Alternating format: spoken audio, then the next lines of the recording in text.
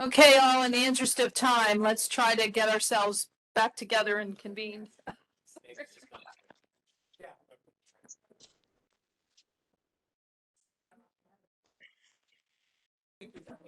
Okay, I'm going to call this meeting to order. Keep us moving.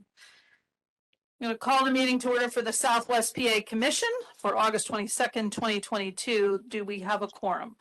Okay, a quorum's been determined. Are there any conflict of interest declarations on the action items that anyone needs to declare?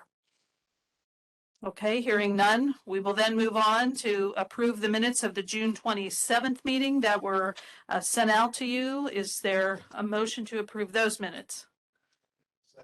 Okay, we have Second. motion and a second. Is there anything further? Any further questions? All in favor, please say aye. Aye. If there's anyone opposed? Okay, the motion carries on the minutes.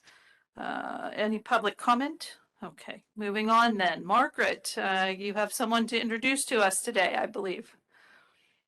Yes, ma'am, I do, and I'm very excited about it. Thank you very much for the opportunity. I'd like to introduce all of you to Tiffany Cummings. She is our new Human Resources Director, and I'm going to give her a minute now to introduce herself, tell you a little bit about what she's working on for us. Hi everyone, I am Tiffany Cummings. So just a brief little bio. I've been with SPC now since May 9th. And prior to that, I was with West Virginia University in Morgantown, West Virginia for 4.5 years. I'm from Fayette County, PA, so it was kind of close to the border there. But something exciting I'm working on, or actually quite a few different projects I'm working on right now for SPC, is we are very close to the end of the completion of the new employee review process, which is due to wrap up next Friday, I believe, which is September 2nd. Also constructing a strategic plan for recruitment and retention for SPC, working with our legal team on rejuvenating our SPC handbook, and also researching current trends with cost of living for the region to make sure that we are following the most current compensation practices. And something that I'm really excited about is all the training opportunities we're going to be doing over the fall months. The most current one coming up is next month. We're going to be doing JEDI training, which is the Justice, Equity, Diversity, and Inclusion training, also followed by sexual harassment and discrimination training. And I'm not sure if anybody's familiar with the CLIFS strength training. We're going to hopefully do that sometime this fall or early in the next year. And then I have some managerial support classes also for our leadership team too. And in that, it's just, conflict resolution, how to properly communicate with teams, and so on. So I'm very excited about the communication, or the training that's coming up, and the communication that's coming out regarding it. And I'm just really happy to be a part of SPC. It's been great so far. So thanks for having me join. Thank you, Tiffany. Welcome. We are thrilled to have you. And those are all really important projects that you're working on for the staff here at SPC. It's nice to know that we're going to have some great support for the team here. Thank you. I appreciate it. Okay, Shannon, we have the annual report presentation. Thank you very much, Commissioner. I just want to let you know that the 2021-2022 annual report for SPC package begins with an introductory video highlighting some of SPC's major accomplishments. I know that normally people do their annual report typically around the first of the year. We shifted ours to this August timeframe because we do report everything on a fiscal year basis from July 1 to June 30th. So this just makes a little more sense for our data. The video invites the user to dig a little deeper and click through a PDF that's interactive that showcases our successes in progress projects, and a glimpse into several regionally beneficial major projects that we did.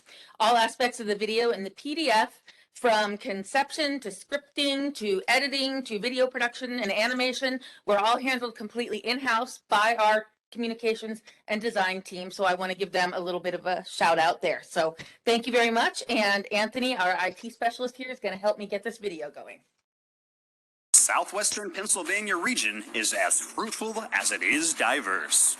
We are ripe with entrepreneurial opportunities, blooming with innovation, and hold true to the deep roots of our rich history. Just like a community garden, we work together to create something new in the places that we live. This past year, we partnered with Allies for Children, Carnegie Mellon University, and the Hillman Foundation to grow the Southwestern Pennsylvania Connected program, bridging communities with equitable access to broadband. We also had an incredibly successful COVID relief program, which gathered millions in funding for our hospitality industry. Not to mention our seeds in the soil with our Smart Moves Connection Plan, whose roots will grow and nurture seamless transit. With all these opportunities, we have to give special thanks to our facilitators of growth, our board, commissioners, key planning partners, and community leaders who support all of our efforts. Dig a little deeper by checking out our interactive annual report and seeing all of our projects at spcregion.org. Okay, does anybody have any questions? I love definitely. the chirp. I'm sorry. I love the little bird. We thought that was clever. Chirp. That's great. Please, I encourage you all to go onto our website. It'll be posted by first thing tomorrow morning, and you can check out all of our hard work. Thank you. Thank you, Shannon. I can't wait to spend more time with it and see the rest of the report. Hope everybody will take advantage of that. Okay, item number 6 under USDOT and NTIA grant application proposals. Andy and Dan, your show now, huh? Thank you, Commissioner. I will take the first resolution, then I will pass to my colleague, Mr. Allwine, for the next two. I'll wait for the slides to come back up. Maybe. I think you'll have to do something on your end, Shannon.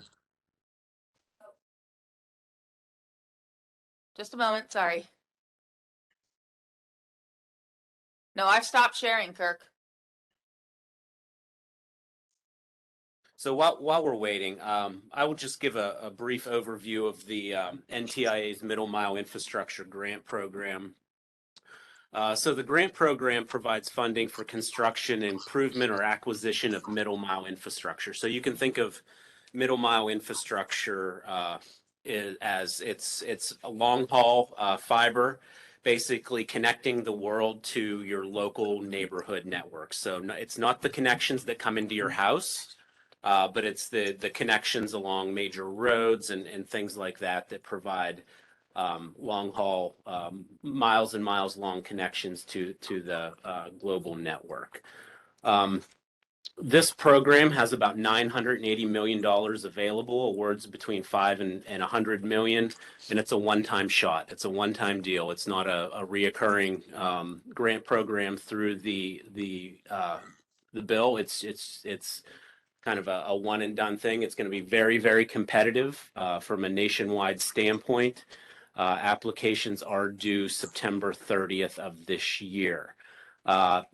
A 30% match is required. However, we're targeting a 50% match to become more competitive. So the applications are going to be weighted on a 100-point scale. If you don't reach 80 points, the reviewers at NTIA will deposit your application into the circular file. So one of the criteria is, the more match you can come up with, the more points you get. I think if you get a 50% match, it automatically gives you 15 points. So that's our target. We've been working with our partners at Michael Baker, as well as our counties, and also working with two major fiber owners in the region, to look at routes and areas that best fit the program criteria, serve the most homes, businesses, community anchor institutions. There's a whole series of data analyses and things that are in the NOFO that you have to consider. So SPC staff working with Baker has been going through and looking at the unserved and underserved areas, the mapping that we did as part of the roadmap, and then overlaying all this socioeconomic and demographic data and census data over top of that to come up with the best routes. We are currently reviewing those routes with the fiber owners. We met with one this morning, and we'll be meeting with another, I believe, Wednesday morning. So reason I'm telling you, next slide, please. These routes that you'll see highlighted in kind of the fluorescent green there are subject to change. This is a data-driven process. I know it's kind of hard to see outlined on the service map there. So if you all recall, green is good, red is bad, and the fluorescent green routes are what we're considering. You see some stats there on the left-hand side of what these potential routes could mean to the region. About 450 miles of new fiber, depending on which buffer you take, upwards of about 125,000 residents being newly served, 55,000 households, and over 300 community anchor institutions. So the fiber owners, as we speak, are reviewing these routes. And again, with anything that you deal with them, it's a business case, right? So they're going to look at the routes in terms of does it fit their business model? Does it serve enough people for them to justify the expense? And that's where these routes may alter or come in or change a little bit. But this is the target that we're shooting for. There's routes in all of the counties within the region, at least a little bit. Some having more than others, as you can see down in the left-hand corner. Green has a significant amount, as does Washington and up into Indiana. So with that, today we are asking for your endorsement of the grant application. And also with the endorsement, we're going to be working over the next day or so to develop a support letter to be distributed to each of the counties. So we would like you all to pass the resolution today collectively as the region.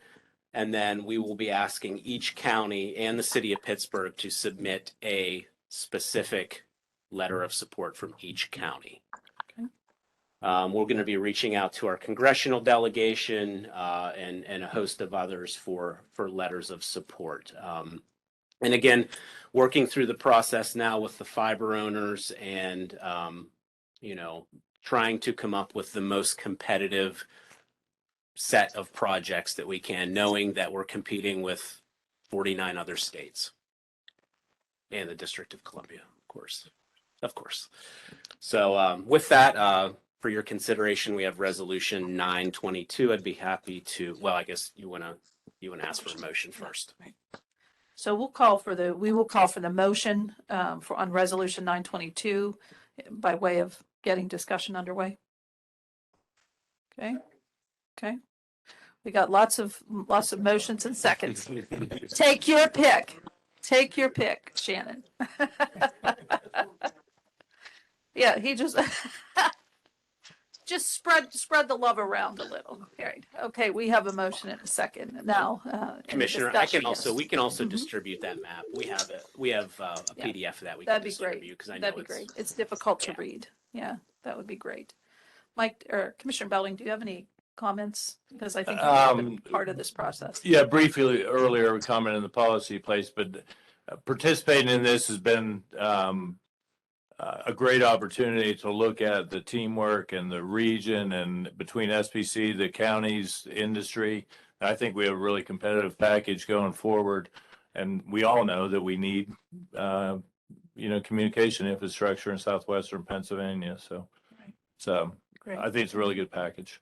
Thank you. Anyone else? Any further comments? Questions? Just what's the amount that is in that we asking for? What's the ceiling on applications is 100 million. Once we get the routes finalized with the fiber owners, we've given them the one we spoke with this morning. We've given them till Wednesday. We'll give the other one probably till the end of the week.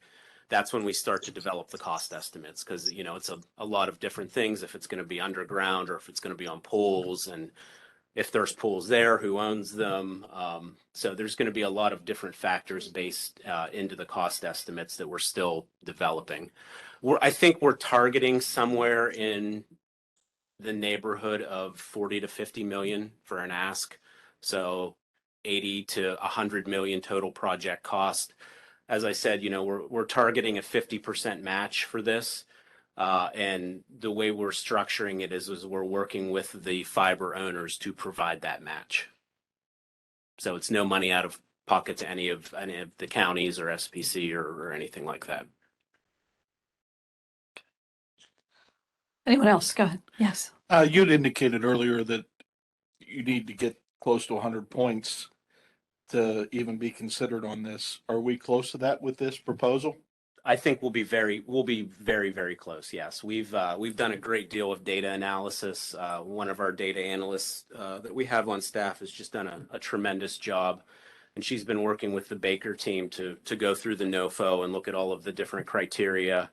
It's based on households and number of households and individuals and businesses served, community anchor institutions such as, schools and libraries and universities. That's a big part of this, community centers.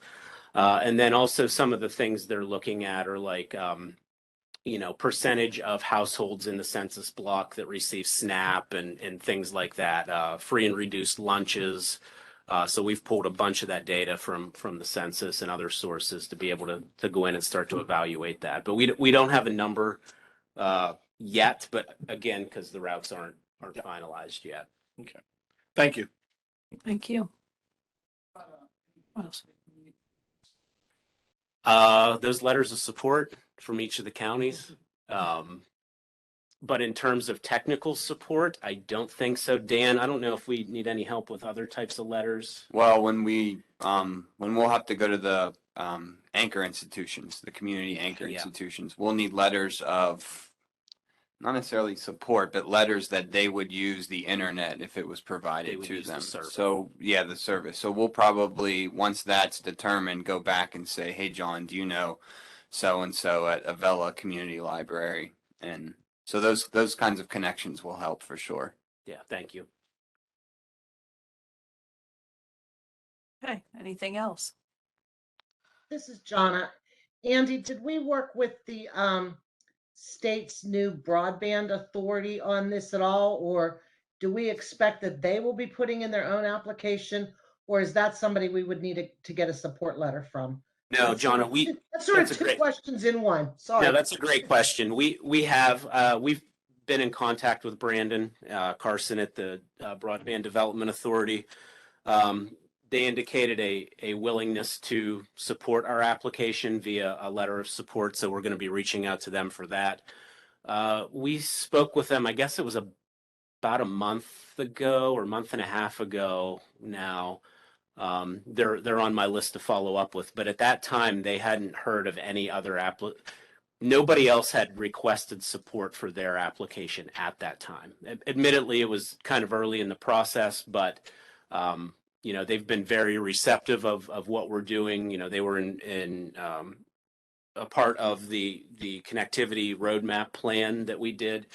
And we've talked to Brandon a number of times in his previous life at Southern Alleghenies on the governance structure. So he's well aware of what we're doing over here and fully supportive. Okay, and then on the DCED side, I haven't spoken to Neil, but on some of these previous federal grant opportunities, Dennis's position was that we weren't going to pick and choose, that we would write support letters for anybody who asked. So if you think you'll need something from DCED, you can certainly let me know and I can, run it up to the exec office. Okay. We will certainly take you up on that. Thank you. Sure. Thank you, Jonna. Anyone else? Okay, hearing none, we have a motion and a second. Will all in favor, please say aye. Aye. Anyone opposed? Okay, hearing that, motion carries unanimously. Thank you. Moving on to the next resolution.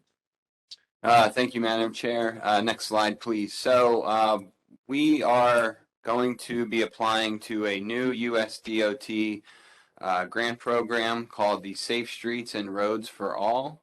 I'll give you a little bit of a highlight in our approach and ask for endorsement of your support. This program is a discretionary grant program open to the entire country to fund regional initiatives that prevent roadway deaths and serious injuries. There are two types of grant applications. There's an action grant and an implementation grant. We are going to be applying for an implementation grant, and I'll explain why in a little bit. There is $1 billion available nationwide, and for the implementation pot of funding, awards range between $5 and $50 million. The applications are due September 15th and a 20% match is required. One thing I don't have on there is on the top I have funding regional initiatives. So state DOTs are not eligible for this grant program. It's MPOs like ourselves, local government. So they're really trying to drive regional or local approaches to safe streets. How we have come up with what we think is going to be the best application is first, we want to thank Dom and his team for in 2020, they conducted and the commission approved a safety action plan, an SAP. So there is a self-certification checklist that the feds give us. And based on that checklist, we have a distinguishable safety action plan that then means that we can apply for an implementation grant. So rather than going after money to complete your safety action plan, which we already have, we are going to be going after construction and design funds and planning funds as well. So an implementation grant will conduct planning, design, and development activities in support of the safety action plan that carries out projects and strategies within the safety action plan. So there are some things here that we've had to look at. You know, we can't be applying for projects or programs that aren't within the safety action plan. We've taken our approach is solely focused on deliverability and data. And what I mean by that is the top criteria is unfortunately having a history of injuries, fatalities, or accidents. So we had to look at all of the unsafe locations across the region on various roadways, and those projects kind of are how they raise to the top. After that, we had to make sure that we'd be able to spend the money in 5 years, as is required by the new grant program. And one thing that's also something it's making it difficult is match support. So we're applying for existing projects programmed on the TIP with non-federal funding. So what we're hoping to do is there are projects on our TIP that are solely state funded. We're going to be requesting construction funding with this pot of funds that will then free up state dollars to do additional safety related measures. And again, that matches 20%. The other thing I just wanted to say is that multi-jurisdictional applications are viewed favorably. So that's another positive in our bucket. Next slide, please. So our approach is we're looking at the top locations from the highway safety networks, and that just is across the region. Again, where we have the worst rate of accidents or fatalities. As part of the SAP that was done in 2020, we identified the top 20 crash sites across the entire region. For those that have not moved any further on the TIP, and for those that either planning, design, or construction could be done within the time frame, they are going to be a part of the application. We're also looking at betterments, again, with state dollars on them. So betterments are, improving roadway conditions, sometimes in communities, and they're required to review accessibility. So we're hoping to maybe make some betterments a little better by adding safety elements to those projects. Then our other concept is safe main streets. So we all know there's lots of towns and cities and boroughs and neighborhoods that are somewhat main streets. And we want to be able to give tools to our local communities and local governments on how they can best implement a safe main street. So one of the planning asks of this grant is going to be funding to come up with some type of a user guide for a borough manager, a township manager, you name it. What kind of funding is available? how to implement a safe Main Street, and also to have a little bit of a economic development impact to them too. And making sure that our local governments are thinking about all users of our roadway network, not just cars.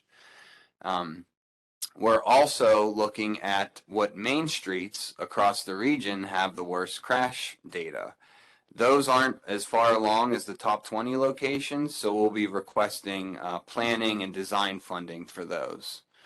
And then finally, with all those areas, we're overlaying locations where transit access is impaired by safety. So maybe some new lighting, new benches, new paint to make sure that transit users have access to the stops or stations in a safe way. We are working with our PennDOT districts and our counties. We recently requested from each county if they have any projects in mind that they believe are safety concerns to get them to us. And then we'll be providing updates here in the next couple of weeks, because the application is due on the 15th, of what the final locations will be. And again, I just wanted, similar to the Middle Mile program, this is very data driven. There are lots of locations where we think would be great for this grant program, and then when you look into the data, unfortunately, it's not. So we're letting the data kind of drive the decisions. I think the last thing I'll say is that this is a reoccurring program, so this is going to be established for at least 4 more years. So should we not get awarded this time around, we'll have a better application next year, or next year we'll take another bite at the apple. With all that being said, I'll ask for your endorsement of the grant application. And are there any questions? Let's start with the motion. We have Larry. Is there a second? Second, Catherine Kellerman. Oh, thanks, Catherine. Okay. Discussion, questions. I believe Scott Bricker has his hand up. Thank you, Scott. Hi, yeah, I'm very encouraged by this. First of all, it seems like we're leading with, solutions based on design and engineering rather than just like a safety program and education and things like that, which just simply don't work as well.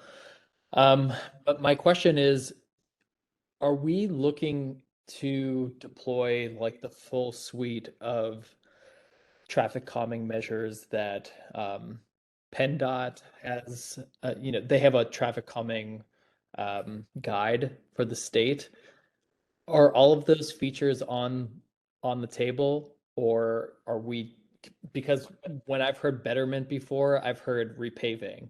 That's what I've learned betterment means in in so many words. So I just want to make sure that we are able to enhance the betterment, like you said, making the betterments better by actually deploying tried and true traffic calming solutions to save lives.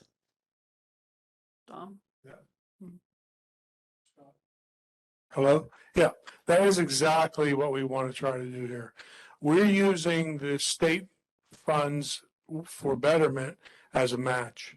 So we're hoping to get the federal discretionary funds to add safety elements to those betterments. To look at, it's, the grant is called Safe Streets for All. So the for all is all users. So not only for the drivers, but the pedestrians and the bicyclists. So, and Dan also mentioned the supplementary planning funds for main streets. So the idea there is to incorporate that kind of thinking into sort of an educational portion of this for boroughs and small towns.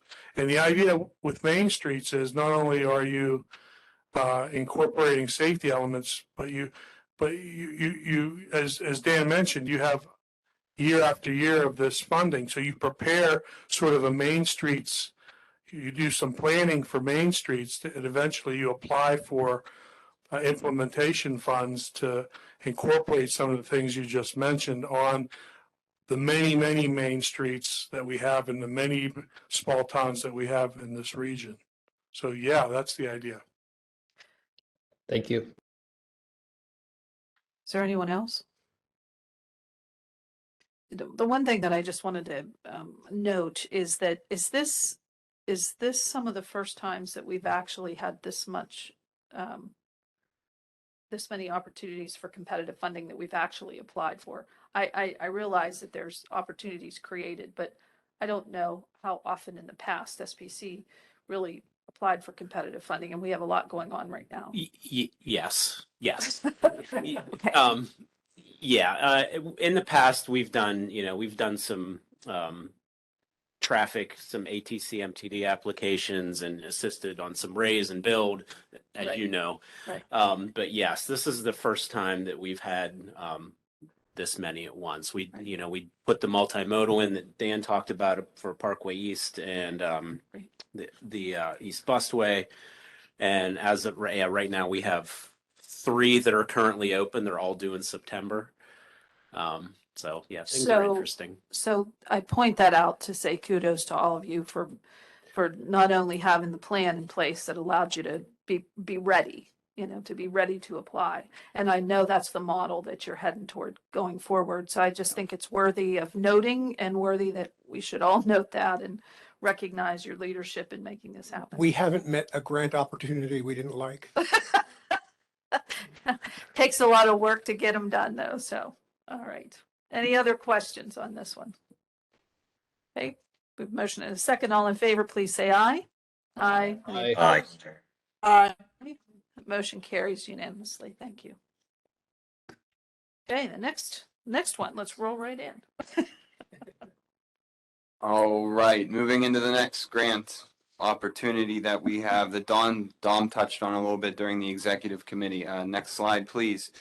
So another regional application, this one for locally owned bridges. The Bridge Investment Program is a discretionary grant for bridge replacement, rehab, and preservation, and it focuses on reducing the overall number of bridges in poor condition or at risk of falling into poor condition. There's 3 types of projects: a large project that is bridge reconstruction that costs more than $100 million. Small projects under $100 million and planning projects. There is $2.36 billion available in FY 2022, and award amounts and match requirements are determined by the project type and costs to fully fund the projects. In our case, we're looking at a 20% local match to an 80% federal investment. The applications are due September 8th, and we expect the awards to be around Q1 of 2023. How we came up with the list of bridges for this is first we looked at all of the 1,300 some locally owned bridges in SPC. After reviewing the criteria, we had to go with ones that were on the tip. You have to go to construction 18 months after the obligation of funds. So deliverability on top of bridge condition are the major criteria here. There were 32 local bridges that were on the tip, and in the next slide I'll let you know how we whittled it down. There are 6 project outcome criteria.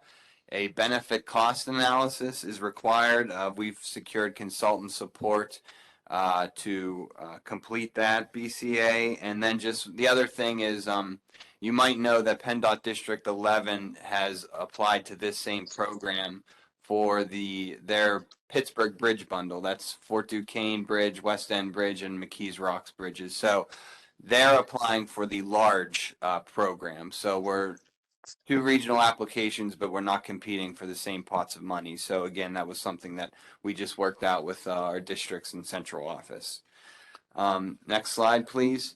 So when it came down to talking to all the counties, talking to all the districts, looking at deliverability, we've landed on no more than 8. I say no more than 8 because we still have some work to do in finalizing these, but you'll see there that we're going to be requesting around $45 million. We have to forecast the construction funds into the outer years. It may move up a little bit more.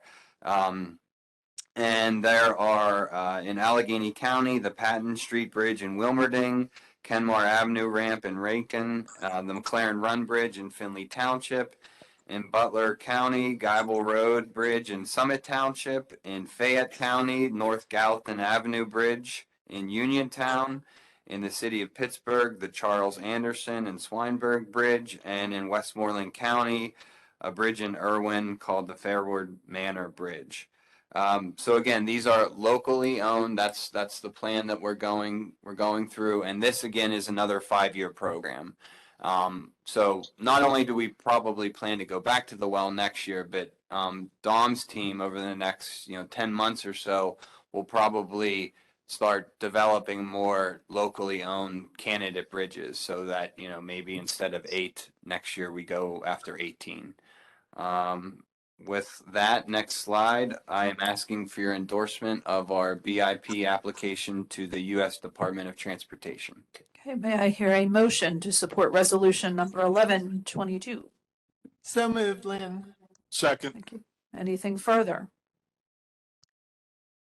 Okay, all in favor say aye. Aye. Any opposed? That motion carries. Thank you. Yes, sir. Just a point, Dan had mentioned Dom and his team are looking at other bridges for the subsequent years of funding.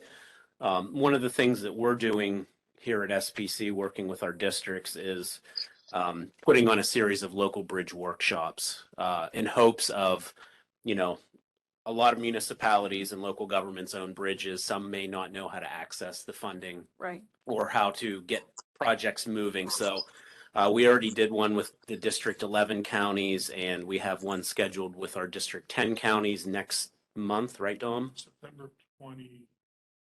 September 29th. And then we're also working with District 12 to get the remainder of our September 28th. our southern counties, for a local bridge workshop for them as well. So just wanted to point that out, that we're reaching out to be able to gather more candidates here and, get that 1,300 plus number.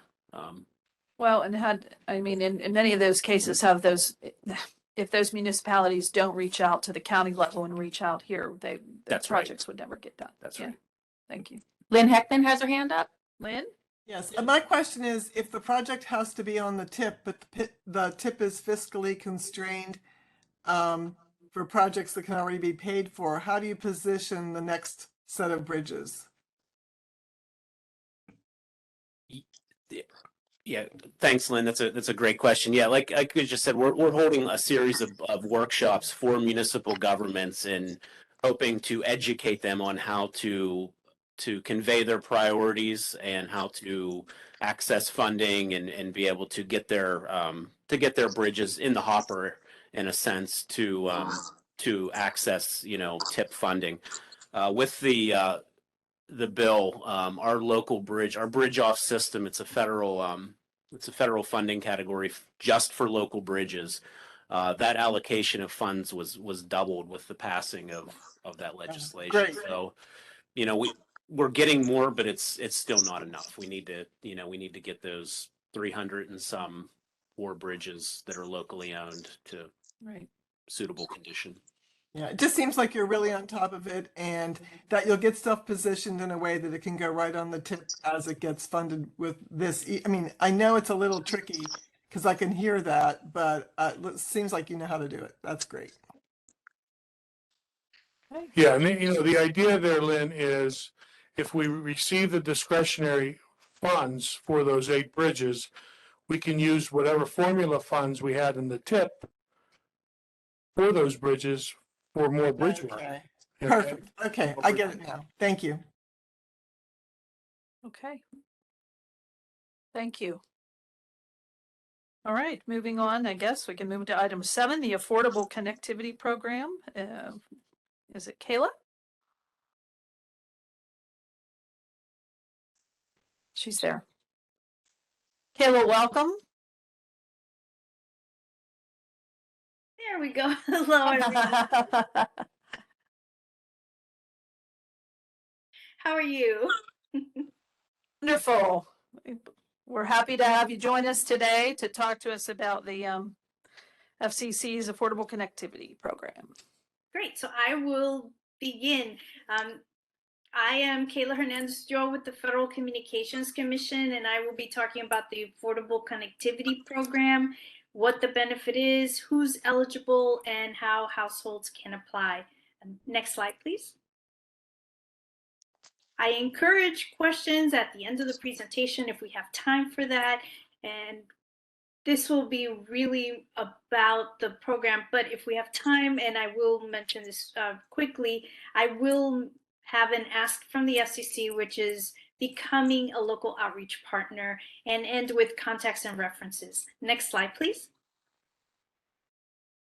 So if you have not heard of this program, the Affordable Connectivity Program is a Federal Communications Commission program, or FCC for short, that provides a discount on monthly broadband bills for qualifying low-income households, where eligible households can receive up to $30 per month off their monthly broadband service bill, and that can include the price of associated equipment rentals. For households that are on tribal lands, that discount goes up to $75 per month. Now, a lot of providers in the United States are participating in this program, some are not. Amongst those that are participating, some are offering an additional one-time discount for up to $100 off a connected device, and this could be a laptop, desktop computer, or a tablet that is purchased through a participating provider, as long as the consumer pays at least $10, but no more than $50 copay for the device. Next slide, please. You're going to be hearing the word household a lot during this presentation. And a household, for the purposes of this program, is a group of people who live together and share money and expenses. So if there's a group of people that are living under the same roof, for example, but everyone pays their own expenses separately, then that would be multiple households.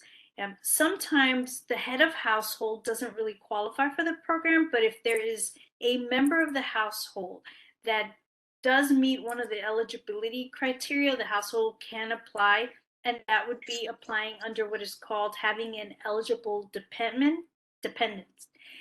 And sometimes households may have to answer additional questions when applying for the Affordable Connectivity Program, or ACP. The Universal Service Administrative Company, or USAC for short, does have on its website, and they can also send to your home, which I'll talk a little bit about later, a household worksheet that determines the household's eligibility. Next slide, please. So here we have some examples of households. I'll just pick one from each category. So a household would be, for example, a married couple who live together. That would be a household. Now, even if both members of that household each were eligible for the benefit, it's only one benefit per household, so they would have to share the benefit. And an example of a multiple household could be 4 roommates who live together but don't share expenses. If each of those roommates were eligible for the program, that would be considered 4 separate households. Next slide, please. There are many ways a household can be eligible. Most households are eligible for this program because the income is at or below 200% of the federal poverty guidelines. The application, whether you do it online or fill out a paper application, does have a section that helps households determine where and if they fall within 200% of the federal poverty guidelines. But let's say you, as a household or head of household, are applying for this benefit and find that you do not meet the eligibility requirement based on income. There are many ways that a household can meet the eligibility requirements for this program, and you see many on your screen, but I'll go down the list. For example, participating in certain assistance program, such as SNAP, which is the Supplemental Nutrition Assistance Program, Medicaid recipients, federal housing assistance, for example, the Housing Choice Voucher Program, if there's someone who receives WIC benefits or Supplemental Security Income, also known as SSI, or participates in the Lifeline program, these all make the household eligible. And I will go to Lifeline in a moment. If for tribal, if for examples, they participate in the tribal TANF, which is the Tribal Temporary Assistance for Needy Families program, that qualifies the household. If there's someone who is receiving a Pell Grant or a veteran who is receiving their pension and survivor benefits, or if there's a child in the household, K through 12, that meets the eligibility requirements for the National School Lunch or School Breakfast Program, all of these make the household eligible.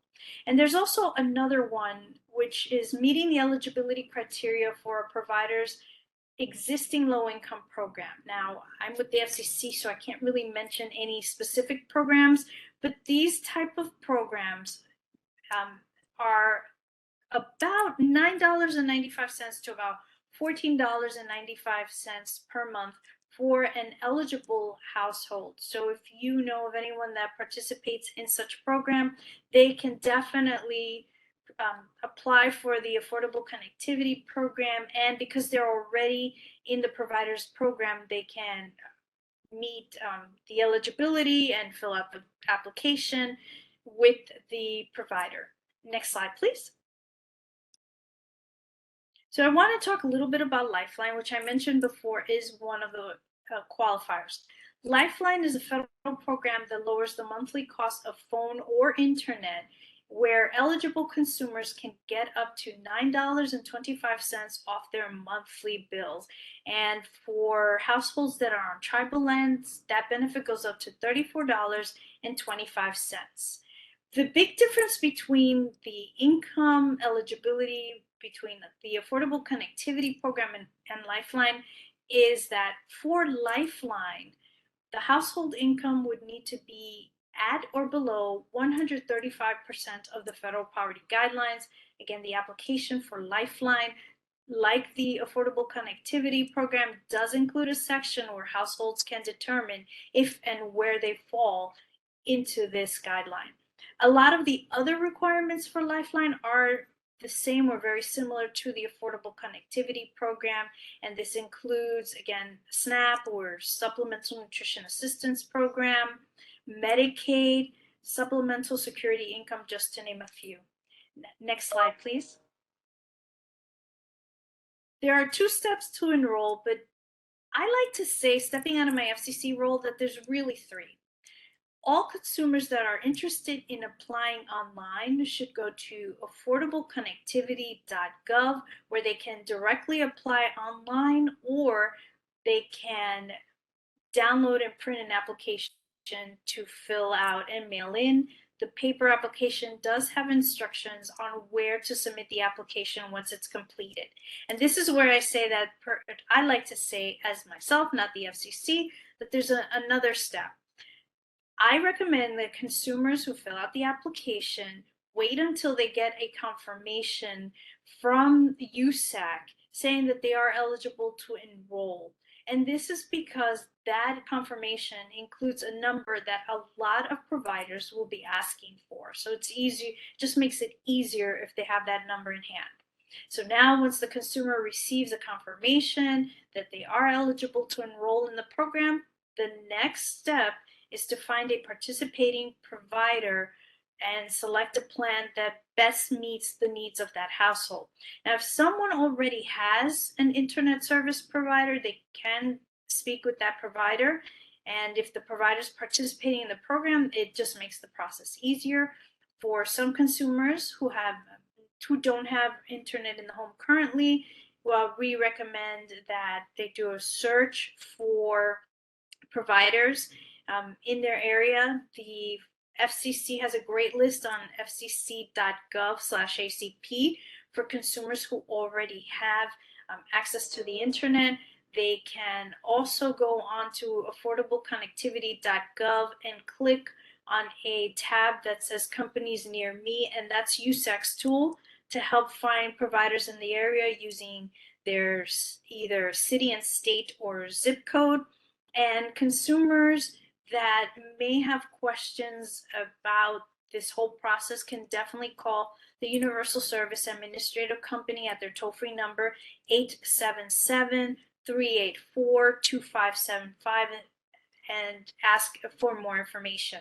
Now, there are some providers that have what is called an alternative application process, which they will ask you to complete even after you get approved by USAC. And these organizations have been approved by the FCC for these additional questions that will help them build better relationships and customer base. Next slide, please. I am with the Consumer and Governmental Affairs Bureau at the FCC, and we look very closely into protecting consumers. There are a lot, as you can see on your screen, FCC rules that that protect consumers who are receiving the ACP benefit. Some that I would like to point out, especially the first one I would like to point out, is that the FCC has a dedicated process for filing ACP complaints. And this is part of our regular complaint process where consumers can go online to consumercomplaints.fcc.gov to fill out a complaint form. And for consumers that don't have access to the internet, they can call our toll-free number 888-225-5322. But other protections include allowing ACP recipients to be able to switch providers or broadband offerings within a 30-day period of their service. There's also protections about a provider cannot exclude a household from applying for this benefit if they have a past due balance or a prior debt.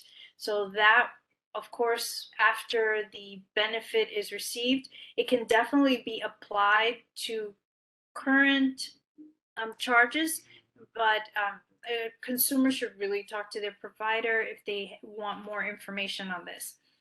Next slide, please. So here's where I come to the FCC's ask. We appreciate everyone who wants to help provide information about this program to your community because it is really important way to reach eligible consumers. We are mobilizing people and organizations to help share this information. You can do so by requesting a speaker, sending an email to acpspeakers, all one word, at fcc.gov. And to become an outreach partner beyond just receiving information to share with your community about this program, you can also send an email to outreach@fcc.gov. There you will not only receive information about the Affordable Connectivity Program when we have updates, but also other consumer-facing issues that the FCC is in charge of. Next slide, please. We have an outreach toolkit that you can access through fcc.gov/ACP. It includes social media images, printables such as fact sheets, and we also have videos and PSAs, including an ASL video for consumers that need information in ASL, and audio PSAs for the blind or visually impaired. Next slide, please. And finally, we come to resources. So I mentioned a lot of information here. I'd like to kind of highlight things that if you don't remember anything because it's so much information, please remember the FCC's Consumer Hub. That's at fcc.gov/ACP. The ACP Support Center has a toll-free number, and that number is 877-384-2575. We have a lot of information on fcc.gov/ACP, including our consumer FAQs and also a link to our outreach toolkit. And if someone needs the information in accessible formats, they can send an email to fcc504@fcc.gov. And again, any additional questions you may have that we don't get to today, acpinfo@fcc.gov. So thank you so much, and I look forward to your questions. Kayla, thank you so much for that update. And I know it's going to be extremely important for us to partner with our education providers and others to make sure this information filters out into the community where it needs to get to most. So our collective efforts in social service as well as in education will, I think, is going to be really important to getting this information out there. Questions? Thank you so much for being with us today. We appreciate the information, and I'm sure we'll be getting back to you. You're not getting questions because our meeting is 10 minutes overdue. And everyone's trying to figure out how to get out of the traffic and get dinner. Thank you so much. Thank you, and have a good evening, everyone. You too. And now this is a really heartwarming way, I think, probably to bring the meeting to a close as we dedicate the 2023 to 2026 tip to the memory of former Fayette County Commissioner Joe Grotta. Thank you, Madam Chair. We felt it was right and proper to dedicate the 2023-2026 tip in memory of Joe. I'll just read a little bit and then perhaps we can move on to the resolution. Whereas Joe Grotta served as a commissioner representing Fayette County from 2010 until his passing in 2022. And whereas Joe was a lifelong public servant and advocate for our region's transportation system, first as a longtime transportation reporter for the Pittsburgh Press and the Pittsburgh Post-Gazette, who shared his deep understanding of the planning, engineering, and funding of infrastructure with the public. Now, therefore, let it be resolved that the 2023-2026 tip is dedicated to the memory of Joe Grotta. And let it be further resolved that the commissioners and staff of SPC will dearly miss his perspective, intellect, and sense of humor as we continue to work to keep Southwestern Pennsylvania connected and moving forward. Thank you, Joe. John. I make that motion. Okay, thank you. I'll second it. Okay. And this is Jonna. On behalf of Joe's mother and his sisters, I just want to say thank you for doing this and thank you for those beautiful words. Joe was one of the great honors of his life was to be representing Fayette County on the Southwestern Pennsylvania Commission. So I thank Vince Basides and his commissioners for appointing Joe to the seat. Know that that was a great honor for him. I am personally grieving the loss. And again, on behalf of his mother and his family, thank you for these beautiful words and for this resolution. Thank you, John. Thank you. Okay. We have a motion. We need a, I'm sorry. I apologize. John really threw me for the loop. We have a motion in a second. All in favor, say aye. Aye. Aye. We are unanimously approved the resolution to dedicate the tip to the memory of Joe Grotta. Thank you all. Okay, do we have anything further announcements that we need to make? Just one more announcement. And well, first of all, October 24th is our next meeting. Please do write that down. And we look forward to these now that they're every other month. As you can see, there's a lot of really good information that we share, and we do genuinely look forward to these.